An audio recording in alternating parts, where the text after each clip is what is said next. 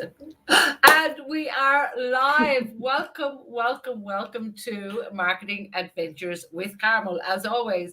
So, guys, if you're watching this from a social media, please make sure give us a thumbs up and a like and a comment underneath if you have any questions as we go through.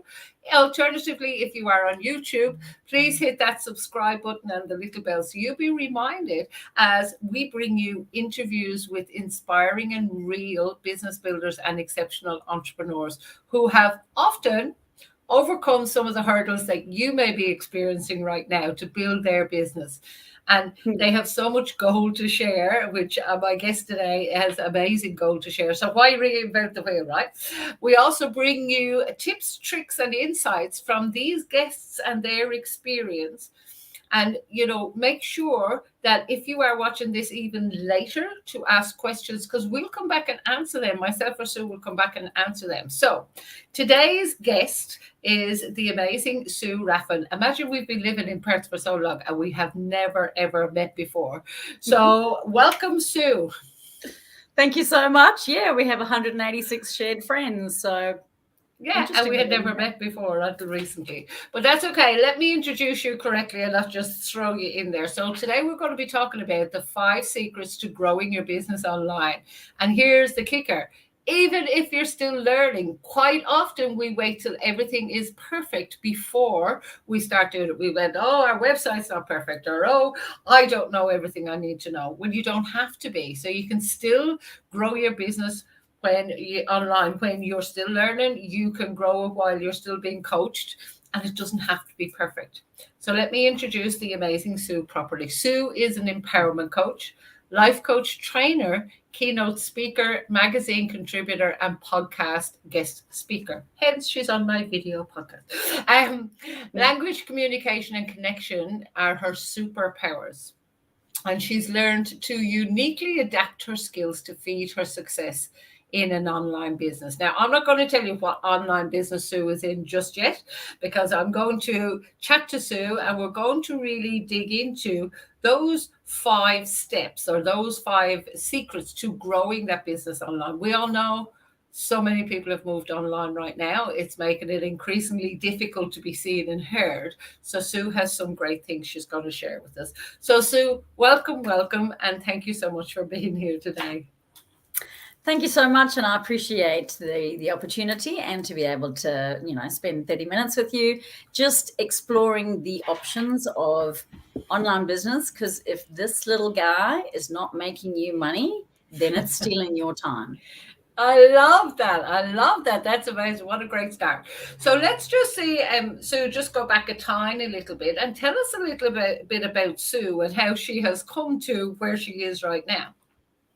So I was a stay-at-home mom for 10 years, raised my children, then decided, what am I going to be when I grow up? Because, I got to 40 and it was about time. And I always knew that I would find it later in life. I always trusted that, my purpose, I would find my purpose. So I studied life coaching and then became a trainer for the coach that I studied through, and had hundreds of students coming through. And it was just incredible watching their transformation. I had my own coaching business going on in the background. And what I found was scaling. In order to scale, I was going to lose my time freedom. It was going to take a whole lot of energy.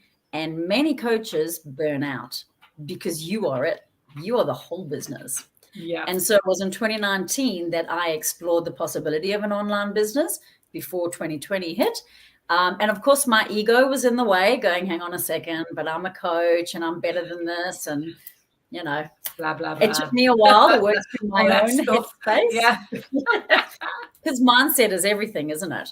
And now that I've dived into it, learning the tricks of the trade in an online business, I have far more time freedom, and I'm making way more money, and more importantly, way more impact than ever before. Wow. And isn't it amazing? Because quite often we hear that kind of thing and we'll say, yeah, whatever. But it's true when you're living it, you can actually say it is true. Yeah, so absolutely. I know we talked about like those 6 secrets. So tell us what in your experience, maybe tell us what kind of business that you're in so that the viewers will understand it. And then tell us those 6 secrets to growing your business. And then we'll dig deeper into maybe one of them. But let's have a listen to what kind of business you're in. So essentially, since 2020, or within the year of 2020, there was a 600% increase in people searching for online business or working from home because of, all that was going on. So the industry has absolutely blown up. But the awesome thing about it is that there is always enough for everyone. So coming into it now or whenever doesn't matter, because the point of difference is you. Yeah. You are the point of difference. Yeah. So the business that I came into, it essentially is an affiliate business. I affiliate myself with an established 50-year-old product. So I don't need to provide service and I don't need to provide the product. And I then also leverage an educational automation platform whereby all the legwork is done for me as well. I don't need to put together programs, content, information, education. It's all done for me. And there's a sales team that converts all of my sales for me. So I go to meditations or the beach and I make thousands of dollars while I'm there. It's amazing. Everything's done for me. It is amazing. And you have a team that you work with as well, that work under you, that you help to motivate to build their own business as well. Is that right? And essentially, I attract coaches because coaches love what they're doing and they're passionate about it. This is a different business model, applying your skills that you have to then be able to coach your team long term. Yeah, that's fantastic. So give us an insight into the 6 secrets. Because we talked about, even if you're just starting, what are those secrets? Maybe we can list down the secrets and then we'll dig into the juicier ones. Yep. And this is exactly it. It translates across any business, no matter what it is that you're doing. If you have an online presence, then these 6 points will be relevant to you, whether you're starting or whether you're even established. So the first one is the online business is a journey. It is not a destination. It's not when I hit 6 figures, I'll feel successful. When, because in that instance, you are always striving and striving. The key to success in business is to celebrate the small wins on the way, because then you're loving the journey as you go, instead of thinking I can only love it when I hit that particular point. Yeah. So know that it's a journey. And if you can last the distance and persevere, then you're ahead of anyone else, because many quit. And the only failure is quit. Yeah. And just briefly on that one. So when you say celebrate the small things, like how do you do the celebrate the small things? Just a brief synopsis. So it might be dinner out. It might be a massage. It might be a cup of tea in the garden for an hour with a book. It doesn't have to be financial reward. It can just be, what can you do for yourself that lights you up? And that's your reward, to acknowledge you've achieved a little step, because business is all about the small steps. There's no failure. There's only learning. So everything that doesn't work, you now know what doesn't work. What doesn't work? You found a new way not to do it. That's exactly it. Awesome. So what's number 2? Okay. So the next is authenticity. The more real you are, the better, because people don't buy your product or service. They buy you. People buy people.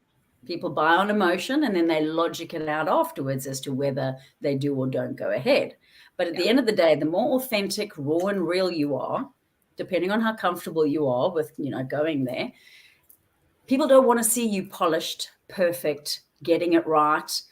They want to see the journey that you go on, because people love a story, and they would love to be able to see where you started and now where you're at, and the growth that's happened along the way. So take people on the journey with you and be authentic with where you're at right now. And you don't have to share all the nuts and bolts. No, I was going to say, but I think it's very important to share that journey and be authentic in relation to who you help. So there's no point in us going, oh my God, this happened, oh my God, that happened, and shared, as you say, the nuts and bolts. But if you know the people that you help have similar problems, similar struggles, similar wins, then sharing with them your journey so they could say, oh my God, she's just like me. That's very Yes. So powerful. your sharing needs to add value to your Yes. audience. If it's not serving a value for them, then you're just airing dirty laundry, and you don't need to do that. That's not gonna help your business. And I see some people doing it all the time. It's like, really? Wow, who needs to know that? There's an overshare. Don't overshare. So, and look, authenticity, I find even more so now, as we're in this more and more online thing, is authenticity is a word that's bandied around.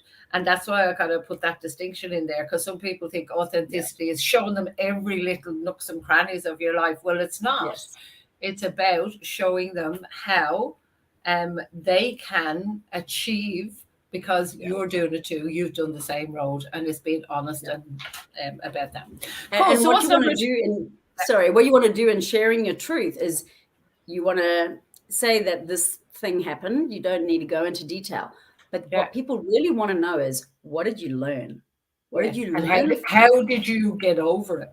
Yes. Yes. You share the strengths that came from your, 1,000,000%. And look, I know, and it's just poignant today.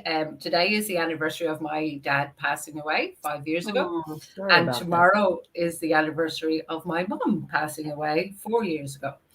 And the only reason I'm sharing that is that I wrote a post a couple of years ago that was quite, deep about grief. And it was my perception, my whatever. And I reposted it today and every time I post it, people go, oh my God, those words are amazing. Because I shared that in a way, because I know other people have grief. And I know sometimes as a business owner and entrepreneur, it stops you dead in your tracks. Yeah. But yet I'm so grateful for the experience as well. So, learning out of it has been very powerful. So relatability is powerful because people then know that you're a human. You're not this picture perfect person who's got it all together and appears to be, this magician who can have this crazy business. So yes, absolutely relatability. So I know that back in 2018, I wrote a post on being raped when I was 14. And it wasn't obviously about the details. It was what I learned and just sharing my story. On that particular post, I had 95 people me to it. And some had never, and I mean, who would have thought Facebook would be the platform that some of them admitted it for the first time? But it was the power of the story and the learnings and the value. That's what elicited the response. It's not about. And I think it's often that when we have the voice or the ability to be able to put it into words, that it can be so powerful to somebody else because they have it, but they've never been able to put it into words. So when they read your story and they can see themselves in your story, and it's very much that hero's journey story, when they can see themselves in it, and they're like, oh my God, she's so like me, or I can relate to her, or whatever that is. Awesome. And your storytelling improves over time. Your copywriting improves over time, but you've got to be willing to start and willing to put yourself out there. And over time, you'll blow your own mind with how much you improve in that area. That's so true, because sometimes I read a post and go, who wrote that? From last year. We go, oh my God, I wrote that. What happened?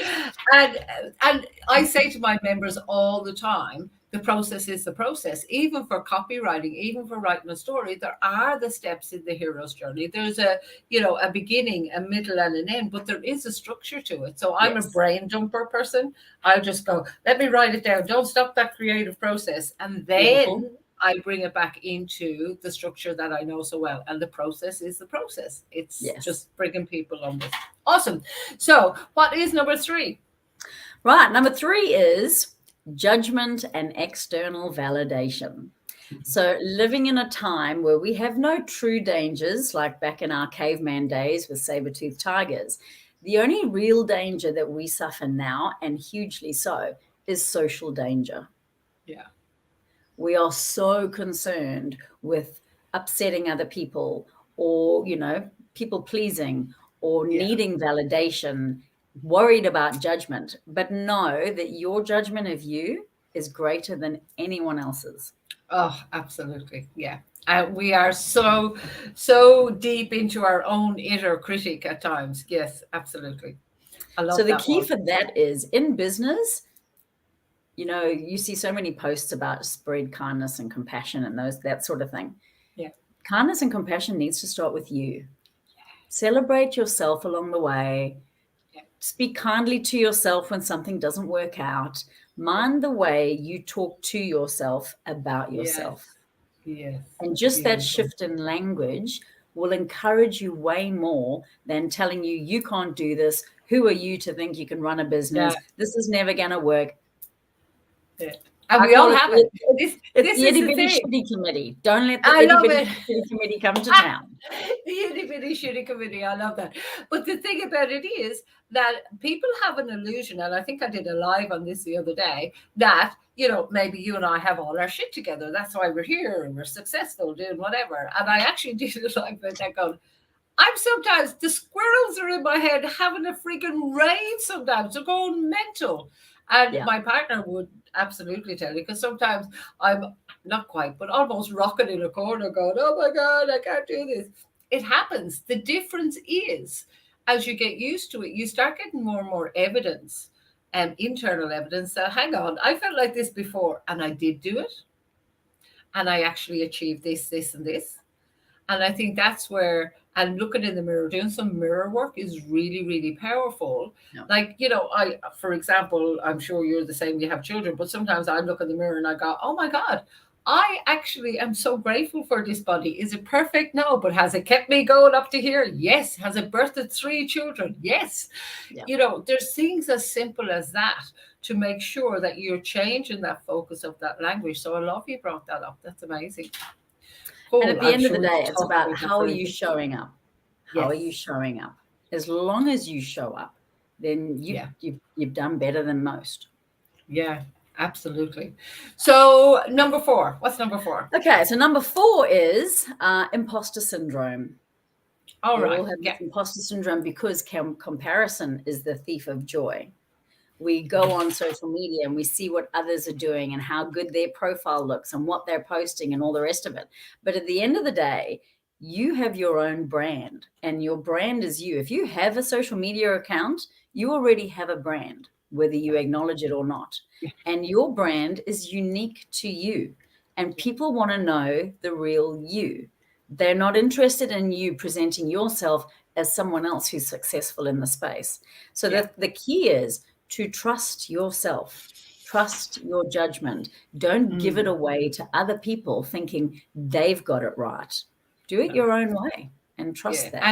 And the thing with that is, we actually don't know what experience they've had, what journey they've gone on, who they have to back them or not, or blah, blah, blah, all this. And they've had challenges. There's no way in hell they haven't had challenges.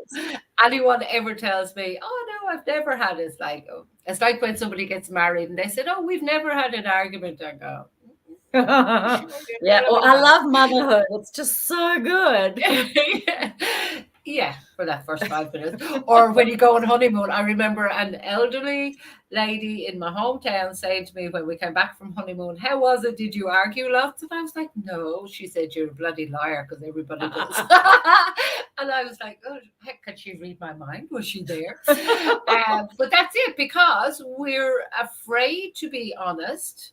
And it goes back to that kind of, being yourself and being authentic. Sometimes we're afraid to be honest because we're thinking people will judge us, that external judgment.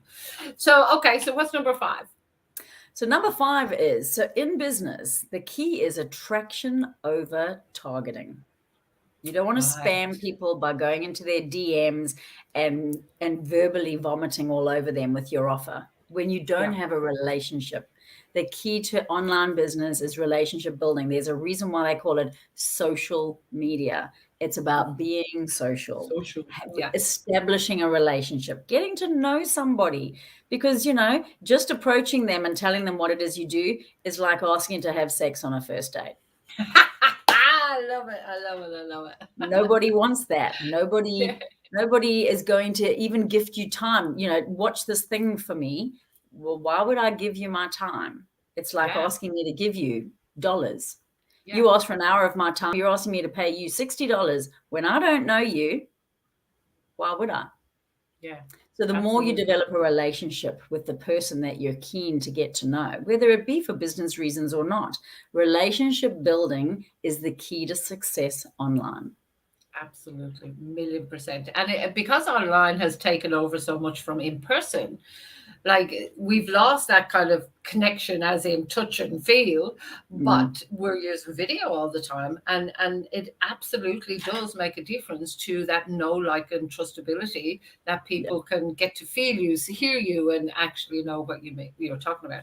So number 6, and then we're going to choose one to go a little bit deeper in. Okay, sure. So the final one is know that sales is service. Yeah. It is not personal. They are not rejecting you. They're rejecting your offer.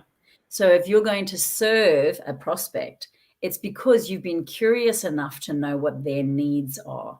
If you haven't developed a relationship with them, you have no idea what their needs are. You're telling them what their needs are. So sales is service. So don't think it's icky and sticky and you're not comfortable doing it, because believe me, you can sell your partner into buying something that you're desperate to get. You got no problem with that. So sales is innate. Yeah. From the 2-year-old begging for the lolly, they're already selling. Yeah, absolutely. And look, marketing and sales is quite often taken as dirty words, exactly as you say. And my definition of marketing, for example, now is everything you do before a sale. Every conversation you have, every post you put on social media, every interaction you have, it's part of your personal brand, how you're showing up and who you're being, because people will do business with people unless they're really in dire straits for that one thing, and they might buy it every now and again. But higher percentage people will do business with people because they know, like, and trust them. Yes. So let's choose one to dig a little bit deeper in. But before I do that one, because I know you motivate a team, so tell me, what's the most difficult thing about motivating a team? I think that when you step into leadership, it's about knowing that you are not responsible for their ability to take action. You are not responsible for their results. You can support, mentor, encourage, and coach. But at the end of the day, if a team member is choosing not to take action, that's on them, not me, which is why I love a team that's self-responsible and willing to do the work, because results come from action. And I think the thing to dig down deep in would be attraction marketing versus targeted. And before we dig right into that, so with that team, for example, as you say, so what's the question? How challenging has it been to get people to understand that no matter how good they are, that if they don't use attraction or targeted marketing, if they don't choose a way of doing that, how hard has it been to get them to understand that marketing is the key? Well, fortunately, because of our education platform, there's multiple trainings in there. And so when you're attracting coaches into your business, it's because they love learning. They are totally open to personal development. And my entire business is based on personal development. It's 80% that work compared to 20% business. So fortunately, with the platform, the trainings are constant and always explaining the power of taking the action and how. It explains all the how so that I don't need to. That's so the awesome. only thing I really focus on with team is, what are your blocks? What are the limiting beliefs? And beautiful, I'll help you work through those. Yeah. And what then it's just sourcing the right people in the first place. So therefore you don't have that problem. And what are some of the most common blocks? Imposter syndrome. It's that whole, it's the deeper work. And it's the same with every business. Your personal work will affect your business. It's a flow-on effect because they are one and the same. If you think your business is separate to you and what's going on for you in your life, you're kidding yourself. Your business reflects your personal growth. Yeah, a very good friend of mine and mentor of mine at one stage, Francesca Moy, always said, your business is a 3D printout of your thoughts. And I thought that actually is so cool. Yeah. So thank you, Francesca. I didn't want to take it as my I own. So love let's her. dig. Great accent. Yes, yes, yes. So tell me about attraction marketing versus targeted marketing. And it's something that quite often people have heard bandied around. So tell us what's the difference and how to do it, if you like.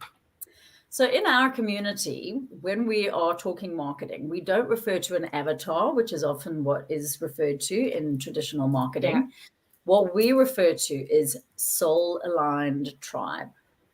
Right. And when you're looking for a soul-aligned tribe member, you're looking for you, someone who holds similar beliefs, similar values, similar drives, and essentially in your content and in your posting, you are talking directly to that person so that when Yeah. they're out there, law of attraction, they will find your post and it'll be almost like, oh my gosh, you're talking straight to me.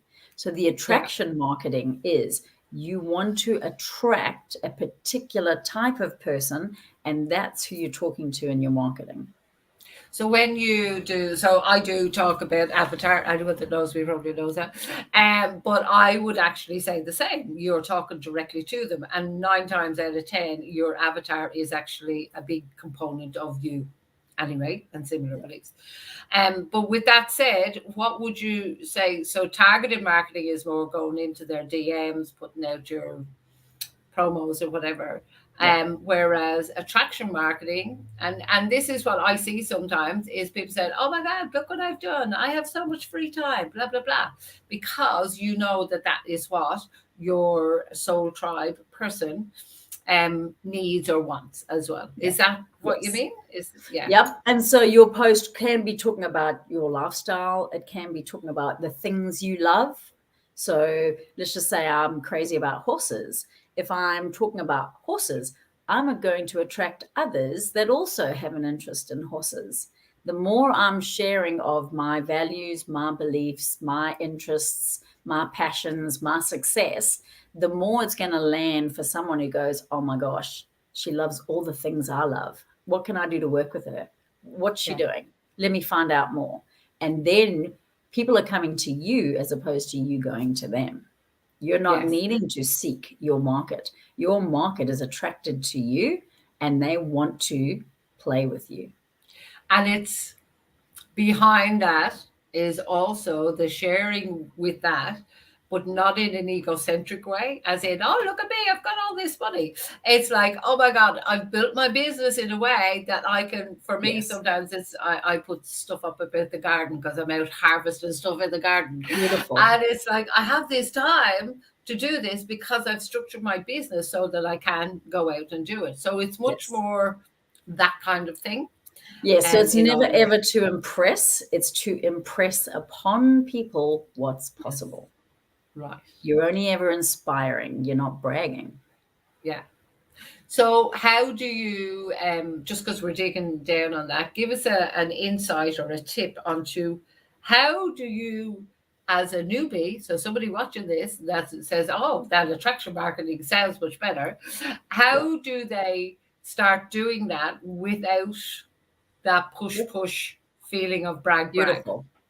So what I found often with students was that they would get all the training, they'd be highly enthused, and then when it came to building a business, they just slammed on brakes because they thought they needed to have the success in order to, say that they're a coach. Yes. But at the end of the day, what you want to share is where were you and where are you now? And what have you learned? So when you are a brand new coach sharing some of the knowledge and the wisdom that you've gained through your training, you are now an expert compared to the person who's never done personal development before. Yeah. So while you may not be an expert compared to Tony Robbins, you certainly are for someone who's never started the journey. You're always ahead of somebody. So share what you know. And what you'll find is people will start to go, wow, they know what they're talking about. Oh, sorry. They really know what they're talking Wake up. about. Yeah. Sorry, And you're so allowed. that's the beautiful thing of people going, wow, she knows her stuff. He knows his stuff, because I'm getting value from her or him without even engaging in a conversation or in their product or service.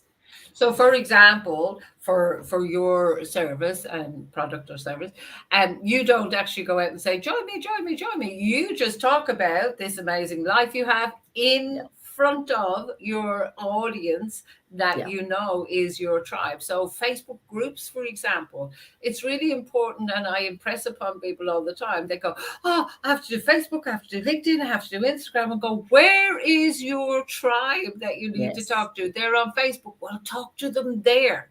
Then do the other stuff later." Far too many people try and spread themselves too thin, which leads to, as you mentioned earlier, that burnout and everything. It's just, and it's we're because seeing you're it so trying often. to talk to everyone and no one. Yes, yes, yes. I So call my it market is definitely spraying. on. Yeah, Sorry, my I market's call it. definitely on Facebook. So while I know Instagram's fun and it's got all these fabulous things you can do, for me, it's just not where my market is. I call it spray and pray marketing. It's like, and just hope that it drops somewhere. Yeah, it's absolutely amazing. Well, I mean, I think we could talk forever and a day, to be quite honest with you, about all of this stuff. So, tell me about, what do you define as success for you? So success for me, while money is fabulous, I have never been driven by money. For me, it's about impact. For me, it's about knowing that every person I've been in contact with, I've made a difference, that I've got something from the relationship as well as them. So for me, it's impact and knowing that I'm making a difference in the world, one person at a time. Yeah, awesome. That's and, you know, I don't share my product online because at the end of the day, I am my product. I'm not the product of a product. I'm happy to share about it if someone's curious, but I don't lead with the product because I choose not to. Some in our community do. And that's the awesome thing, is there's the flexibility to do it however aligns for you. But for me, I am my brand. Yeah.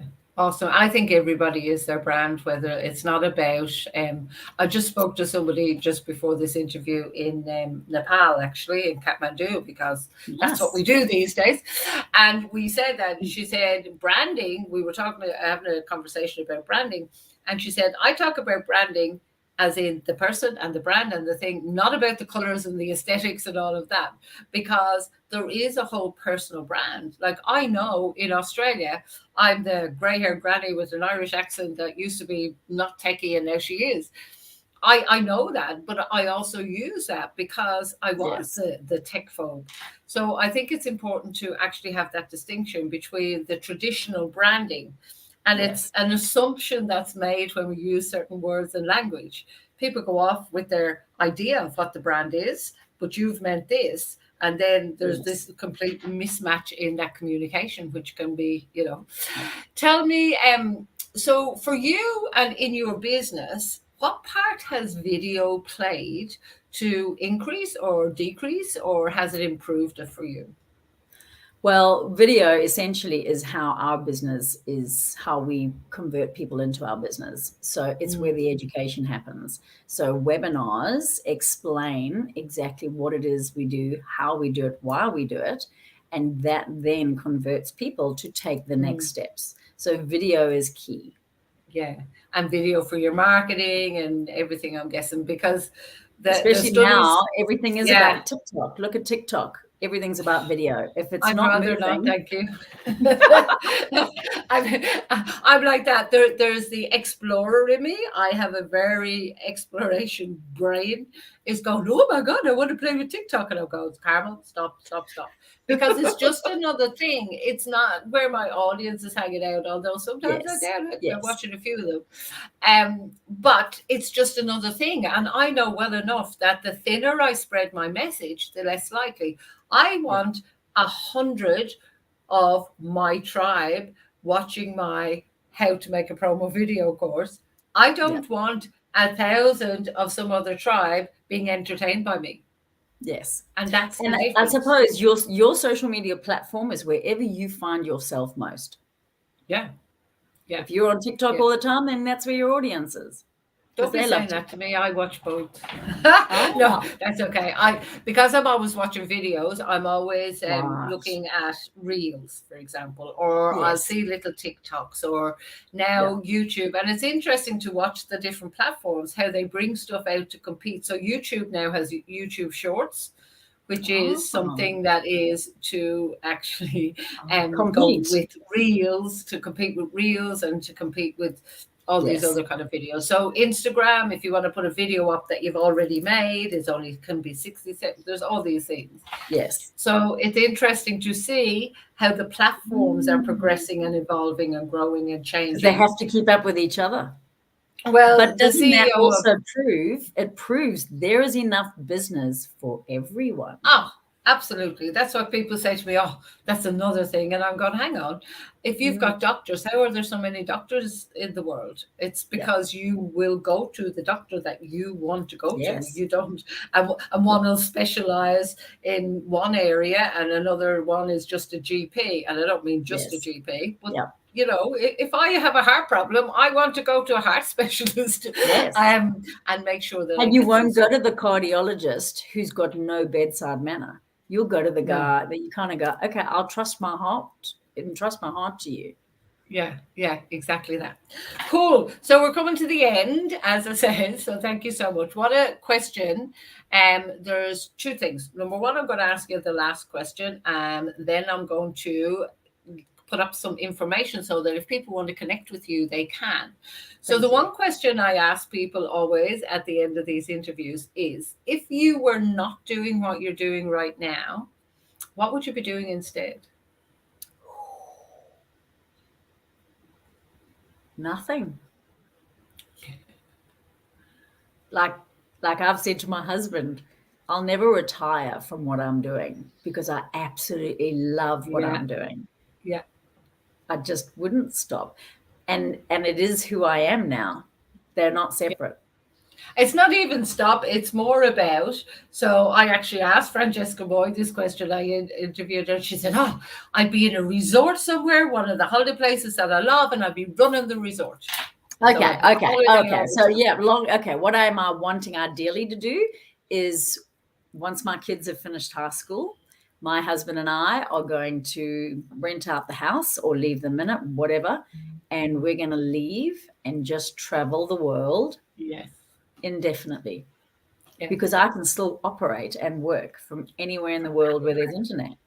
And that's the bonus of it. Yeah. So while he can lie on the cabana and do sweet nothing, I can happily still get my fix of talking to people around the world. Yeah. Awesome. Cool.